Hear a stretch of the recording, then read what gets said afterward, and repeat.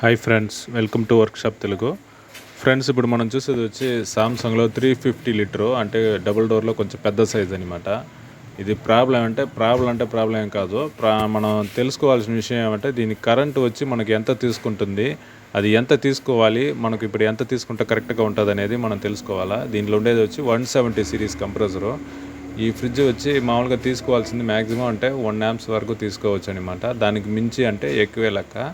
దీని అంటే 350 లీటరు, ఇది వచ్చి ఒక 68 కేజీలు బరువు ఉంటుంది ఈ ఫ్రిడ్జ్. దీనికి మ్యాక్సిమం అంటే 1.0 amps వచ్చి మ్యాక్సిమం తీసుకోవాలని లెక్క. మనకి ఇప్పుడు ఈ ఫ్రిడ్జ్ ఎంత తీసుకుంటుంది అనేది మనం చెక్ చేయాలి. చెక్ చేసుకునేసి అది దేనివల్ల ఎక్కువ తీసుకుంటుంది, అది ఏం మార్స్తే మనకు వచ్చి కరెంటు తక్కువ తీసుకుంటుంది, దీనివల్ల మన కరెంటు బిల్లు కూడా ఎక్కువ వచ్చేదానికి అవకాశం ఉంటుంది. ఇప్పుడు మనకు మ్యాక్సిమం అంటే 1.1 నుంచి 1.3 దాకా తీసుకుంటుంది. స్టార్టింగ్ 3.8 నుంచి స్టార్ట్ అయ్యి ఇది కంటిన్యూ అయ్యేటప్పుడు మనకు కరెంటు బిల్లు వచ్చి కొంచెం ఎక్కువ వచ్చేదానికి అవకాశం ఉంటుంది అనమాట. అంటే మామూలుగా ఒక ఫ్రిడ్జ్ మీద మనకు 150 వస్తుంది అనుకుంటే 300 దాకా వచ్చేదానికి అవకాశం ఉంటుంది. దీన్ని ఎలా మనం రెడ్యూస్ చేయాలి, దీని ప్రాబ్లం ఏమో ఉంటుందంటే అంటే రోజులు అయ్యేకుంది అంటే పాత ఫ్రిడ్జ్లు కరెంటు బిల్లు ఎక్కువ వస్తుంది అంటారు కదా. దానికి కారణం ఏమంటే చిన్న చిన్న ఎలక్ట్రానిక్ ఎక్విప్మెంట్స్ అనేది వీక్ అవుతుంది, దాన్ని మార్చుకుంటూ ఉండాలా.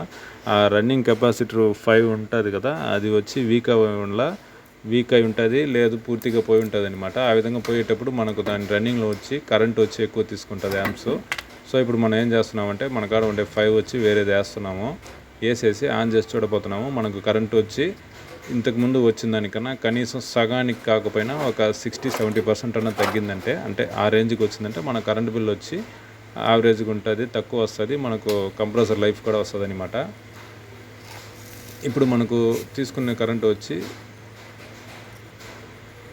0.8, 0.7, 9 అనేది యావరేజ్గా ఉంది. లాస్ట్ వచ్చి 0.6 యావరేజ్గా తగ్గిపోయింది అనమాట. ఈ విధంగా కరెంటు వచ్చి ఇప్పుడు మన కరెంటు బిల్ వచ్చి ఇంతకుముందు 100 రూపాయలు వస్తుంటే ఇప్పుడు 50 రూపాయలు అన్నట్టు సగానికి సగం తగ్గి ఉంటుంది అనమాట. అది కాకుండా కంప్రెసర్ కూడా ఓవర్ హీట్ అవ్వకుండా మనకు లైఫ్ వచ్చేదానికి కూడా అవకాశం ఎక్కువ ఉంటుంది. ఫ్రెండ్స్, ఈ వీడియో మీకు నచ్చుంటుంది అనుకుంటా. నచ్చిందంటే లైక్ చేయండి, మర్చిపోకుండా మన ఛానల్ని సబ్స్క్రైబ్ చేయండి ఫ్రెండ్స్.